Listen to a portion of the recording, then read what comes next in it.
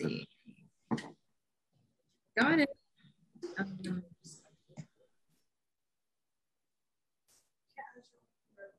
It is working. I see it's being streamed. Okay. No. No, I don't.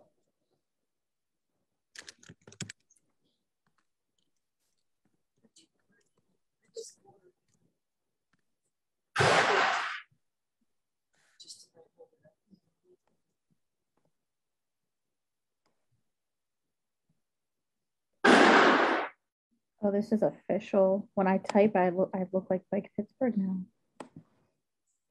Okay, we are cross-posted now, so we're live on all the pages. Want to get started? You want to introduce yourselves? What are we here for?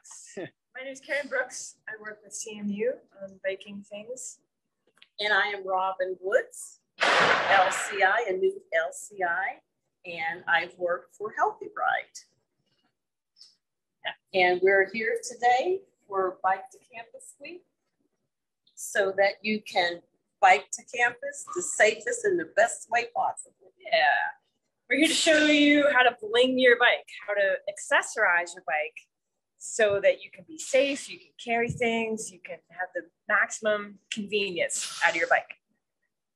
So let's see, we'll get started. We have a couple different perspectives. Robin is more of a road cyclist, recreational. Do you do any racing, Robin? Just no racing here, but I do a lot of road riding. So she's going to be coming from like the lighter, faster perspective. I am going to be showing more of like a commuter, errand running kind of perspective. So heavy and with a lot of stuff. So we'll get started with ways to carry things on your bike. This bike has a lot of ways to carry things, but something you can add to a lot of different bikes is a rear rack. That's this guy right here. Many bikes have specific mounts that you can bolt the rack onto, like right here, right here. Those eyelets, as they're called, are made to hold on a rack. And then onto the rack, you can get a bunch of different styles of panniers or bags. This one is kind of a specific shopping bag that has handles so I can actually carry it right in the store, close it up there. You can get bags that go on this back part. You can get bags that go across both sides. Panniers often comes in sets of two, so one for either side. This one is just a single one. But that's probably the easiest, most adaptable way you can carry stuff on your bike is a rear rack like that. This bike also happens to have a very large front bag. It has this platform. That's a little bit unusual. A lot of times though, you can get a bag that attaches to the front. This is a little example.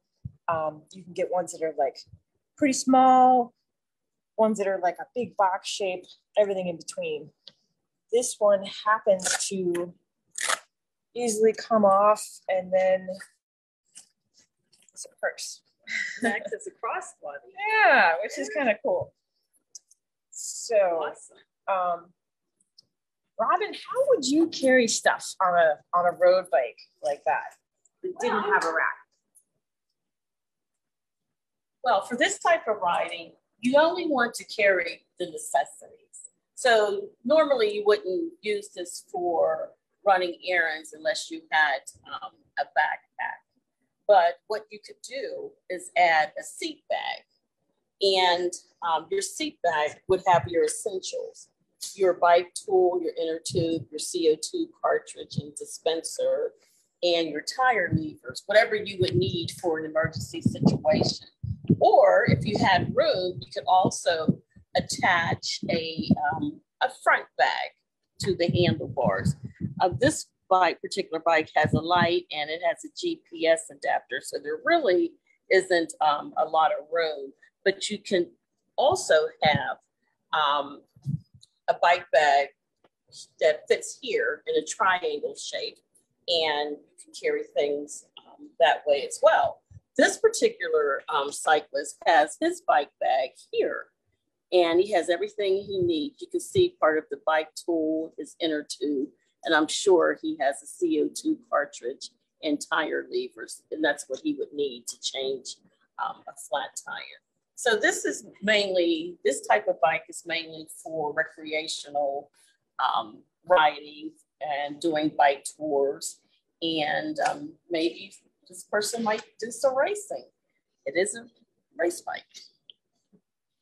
So how about those bottle cages? That's something that for sure. Yeah, so you always want to, especially in the summer, spring, and early fall, because it's pretty warm today, you definitely want to have 2 bike cages. Even sometimes your bike would only accompany one, but if that's the case, you can put one here on the handlebars or carry it in your pockets. But yes, this bike has 2 very nice water bottle cages. And I would say if you have the room, definitely carry 2 water bottles, because you just never know. You always want to stay hydrated when you're cycling. Yeah, that's for sure important. Today I'm hydrating with some bubble tea in my bottle cage. You have 2 as well. Yeah, I do. This one is a little bit an odd shape. It's actually for a flask, but you know, that's not typical. Almost all my bikes have 2 bottle cages as well, because you just never know. It's better to have more water than less. So let's move on to lights. Those are pretty crucial for any kind of bike. A rear light and a front light is kind of the minimum. This bike as well, Robert's going to point out. Yeah. Is that a bad thing? No, that's good. It's good. Nice. Yeah, this one's. Most of them you can switch to different patterns. Couldn't have fun with like that. A red rear-facing light is the bare minimum you'd want to have on your bike, right, Robin? And by law. Yeah. By law. Pennsylvania law, you have to have a red light, rear light at all times. It's a good idea as well to have a front-facing light. It's nice and bright. There's a few different styles of front-facing lights in particular. There are some that are pretty minimalist, that are made to just enough for you to be seen by traffic. And then there are some that are quite bright. Sorry. That are enough to see, like if your path is not very well lit, you can tell from right here. Look at that. Oh yeah, look at that. Bam. I tend to use, especially in the winter, multiple front rear lights just to make sure, especially if they run on batteries, if one of them runs out, you don't have just one, you've got multiples. And they come off and on pretty easily, yeah, right? they do. These are pretty easy to just detach and bring with you so they don't get stolen. Yeah, do you leave them on when you're parked on campus, or? You know, it depends. I am a little bit too trusting perhaps, and sometimes I leave them on if I'm just going to be out for a little ways. But if I'm going to be inside for a while, I take them off and bring them with me, put them in my bag. Yeah, this is the same. This comes off really easily as well. And it looks like this stays on the bike. But yes, if I'm out for a short period of time, I'll leave it on.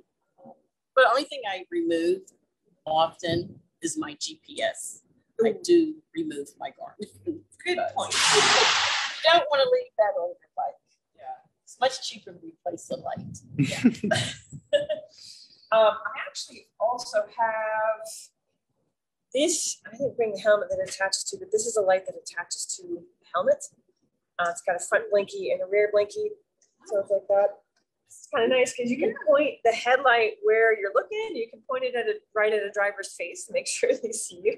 And where would you find something like that, Karen? This would be available at a lot of different bike shops. I think maybe Kindred carries some stuff like this. But this particular brand is Light Motion. There's a few other brands. Because most people say, oh, one line. Yeah, well, we try to support the local shops. They're really good at suggesting things and helping you get set up, helping you figure out how to install all this stuff as well. Let's see. Along with lights, it's not a bad idea to have some reflective stuff. This is just a real simple little thing that will go around your waist so that from the rear, you've got reflective stuff. What do you like to do as far as Well, I like to wear visibility? high-vis clothing. Yeah. How important is visibility like at night or at daytime? Very. It's always important. Yeah, because you want to be as conspicuous as possible at all times. So during the day, I will still run my lights, but I run them in a flashing manner, both front and rear. The same thing for my helmet. I will run a light on my helmet, and I like the high-vis clothing. Bright yellows, lime greens. I really have, well, I think when we all start out with dark clothing. But over the years, I've learned that the lighter, the brighter, the better. It'll just distract the motorist. You know, definitely. Yeah, for sure. Exactly. The better visibility, the safer you are, really. Yeah. And particularly in Pittsburgh, it tends to get kind of cloudy sometimes. Today it's a nice, bright, sunny day, but like even during the day, if it's raining, you want to be as bright and as visible as possible. So, yeah, driver's license, correct, but yes. Yeah, I think we learned in our LCI class that half of the crashes happen at night, despite way fewer cyclists being on the road at night, which means essentially that you're at much higher risk at night. So yes. Visibility is so important. And unfortunately, when I see people cycling at night, and it's unfortunately it's a lot of commuters, I believe, they're not conspicuous. You always want to be seen, you know. But I wish more people wore vests. You can get those relatively inexpensively, construction vests or high-vis clothing or helmet. But I've seen people ride with no lights at all, you know, no lights at all at night. And I'm like, oh my goodness. Yeah, it's scary. You don't want to look like a mailbox, you know. You want to look like a kaleidoscope. Yes, that's a great way to put it. Okay, let's see.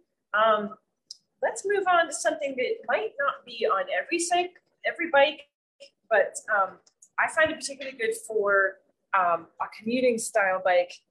That's fenders. That's these guys right here.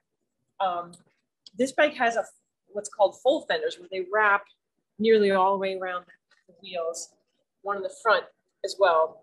That's something else that in a lot of bikes that are made for commuting style, you'll have mounts specifically for fenders there.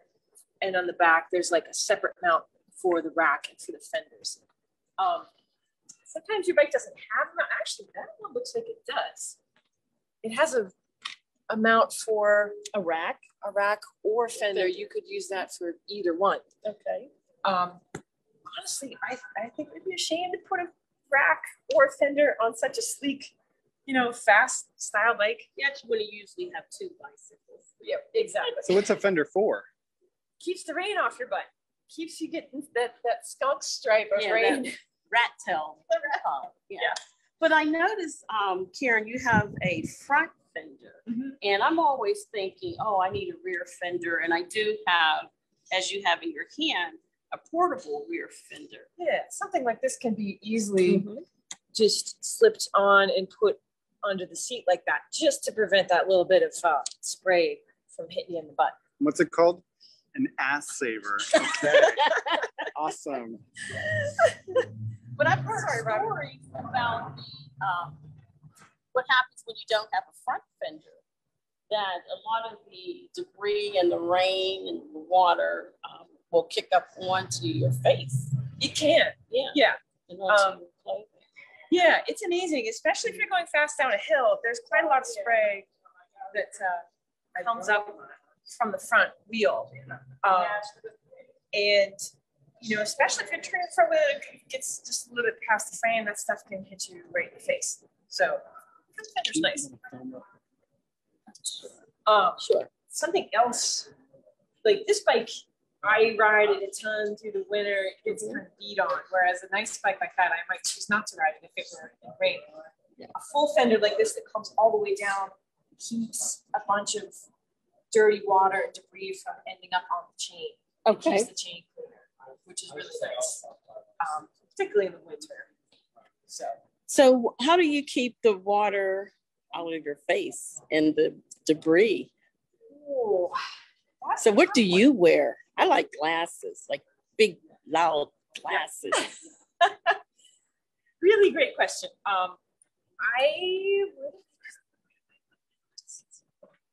I wear glasses pretty much every time I ride. And oh, there they are, way down the bottom of my at the bottom, huh? They're scratched. They're scratched.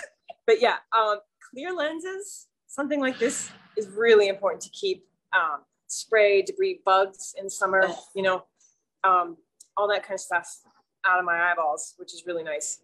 These are pretty nice ones, at least they were. They're years old now. But you can get ones, you can go to the hardware store and pick up a pair of safety glasses for like $5, and that does the trick. Especially now that the days are getting shorter. I definitely have to switch out my summer riding glasses and switch to something more like a safety glass. Whereas if I'm caught, you know, when it's dusk, I can still see. Yeah. I noticed you had something new there. What do you have there that's new? Do you have a lock or something? Oh, yeah. Let's talk about locks. So I haven't installed this. I just bought this from, I think I got this from Thick Bikes in the South Side. This particular lock actually mounts to the frame. It's called a ring lock. It would mount right about here. It stays on the bike. And what you do is this bar goes through the wheel and just prevents the wheel from turning. A bike like this, it's heavy. Not too many people are going to try to pick it up and carry it off. They're trying to roll it, but if the wheel is locked with this, it won't roll. This is something that is common on like bigger, heavy bikes that they use in Europe, particularly the Dutch style, where they weigh 50 pounds and no one's going to pick it up and carry it off. They just lock it so it won't roll. Okay, but I could use it on this bike too, as well, couldn't I? You could. It's a little heavy, but it would work. You could mount it underneath the brake like that. It weighs enough that I don't know if I'd want to put it on. Not too bad. That's beats buying a new bike. It's carrying a little extra weight, right? You are entirely correct. Yes. I also brought a more traditional style U-lock, and this is a real familiar one. This is something you can bring like in a bag or for a bike. Yeah, exactly. Put it in your back pocket. That's what a lot of folks do. This is really easy to just lock to something like a fence. Show that. Basically, I try to get the bike as close as possible and then do like that. If I had enough room, I would try to get both the frame and the back wheel and whatever I'm locking it to all together, so that again it's just a little bit more of a deterrent the more stuff you have secured. Yeah, because people will take your rim set. People do steal tires. For whatever reason, they will take the entire tire. Yeah. So if you can, when you're securing your bike, and if you have the long cable lock, when I'm using one of those, I usually take it through the frame and both of my wheels and adhere it to whatever, you know, is stationary. That's a really good idea. You can also, even with a small lock like this, depending on what you've got to lock it to, you can take the front wheel off using the quick release, put it next to the rear wheel. Ooh. Get all of that stuff together in the lock like this. Yeah.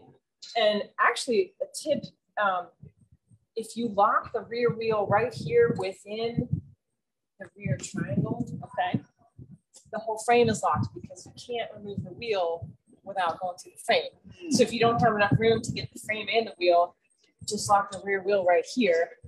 And like I would even have and not here. not here, exactly, because then your frame is not inside, you know, part of what's locked. Okay. But if you get the rear tire within this triangle, Wow, who knew? that was a trick I just learned recently, honestly. All these years of doing it. I like that. I did bring another style lock that is handy to have, particularly for a bike like that where you don't necessarily want to carry a U-lock. Okay. This guy and on my waist is this. Cool. So then I can just carry it that way. This is one of my most often used locks, honestly, if I'm on a fast, light bike like this. And it's got enough length that I can get, you know, 2 wheels and frame together. You know what I've also seen people do is take their seat off. Yeah. I guess you could still roll without a seat, but it'd be kind of obvious that you're still in the bike, maybe. But I've seen people take their seats off. Yeah, that's another deterrent. I think sometimes it's because how the seat is attached. If it's a quick release here instead of just a bolt, yeah, people don't want their seat to just be, you know, taken away. Does that bike have a quick release or is it a bolt? No, it's a bolt.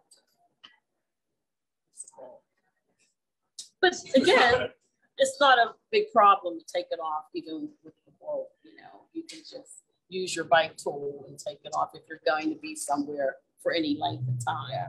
Yeah. So what's a bad lock? Good question. A thin cable lock. I've seen. Is that one right there on the ground back here? Oh, yeah. You see that? Or is that a pump tire? Or a tire pump? It's a pump. All right, there might not be Too, but yeah, it's about a very, very thin. You still use it as an example. You know what? There's lots. I mean, it's thin though. Yeah. Oh yeah, it would be about this. Yeah, I've seen cable locks that are this way, you know, width and diameter. They could easily be cut with wire cutters. Yeah. And I guess they're okay if you can see your bike. You know what I mean? But if you're going to be away for any period of time, you want something this thicker, like the ones that Karen has shown you. So that would be considered a bad lock.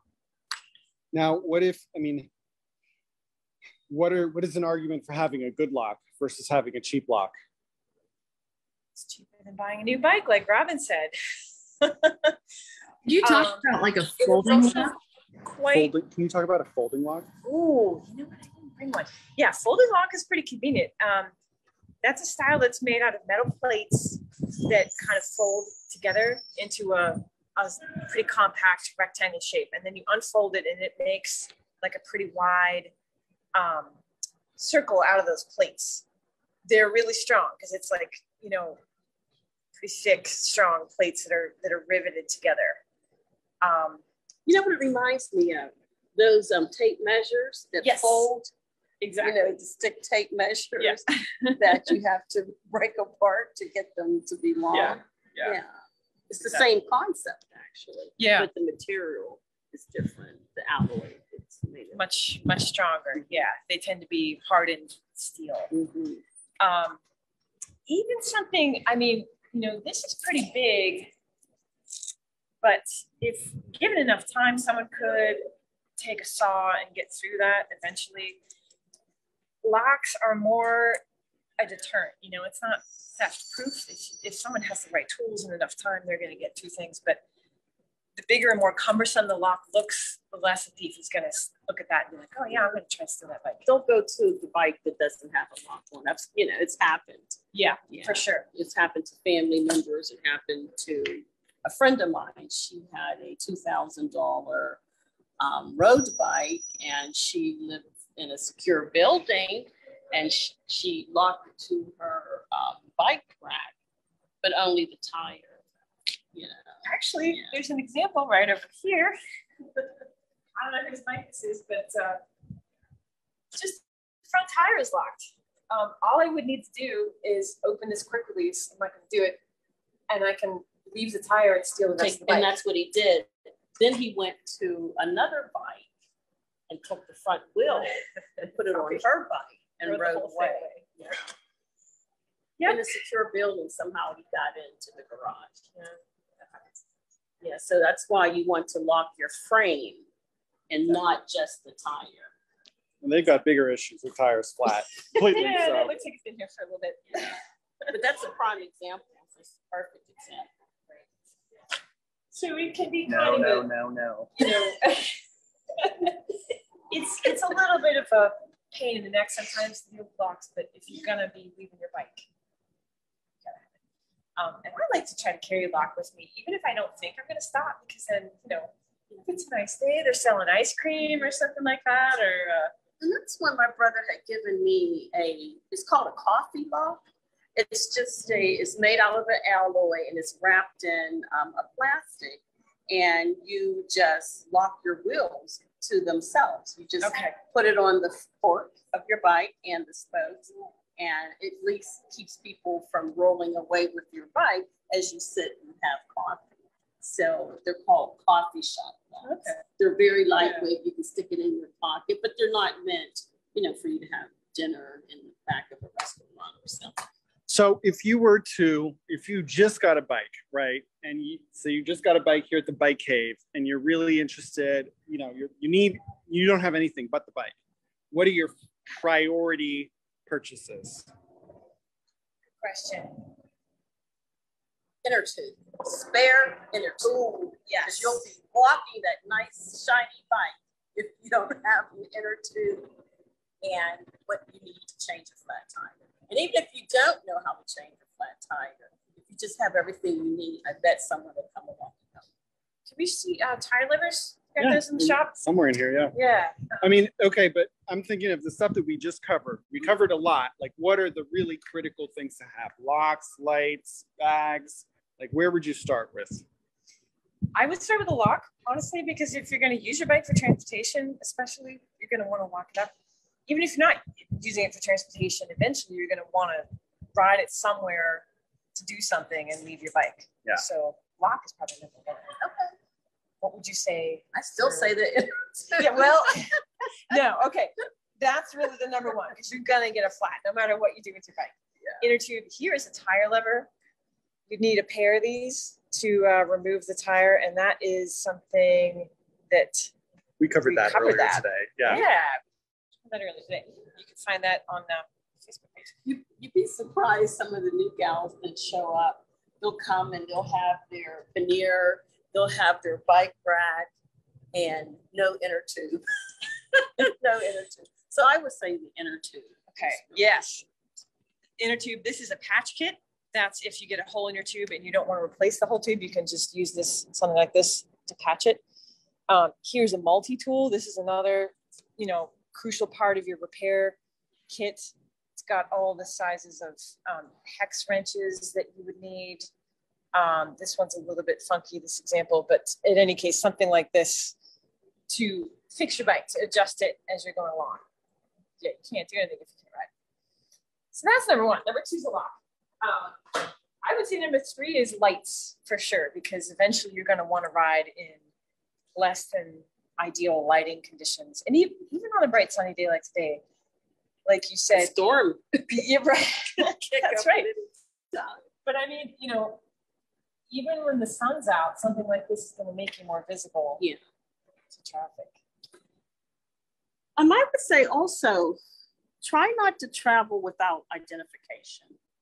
I think identification is very important, whether it be a driver's license, an insurance card, or student ID. Yeah, student ID is perfect.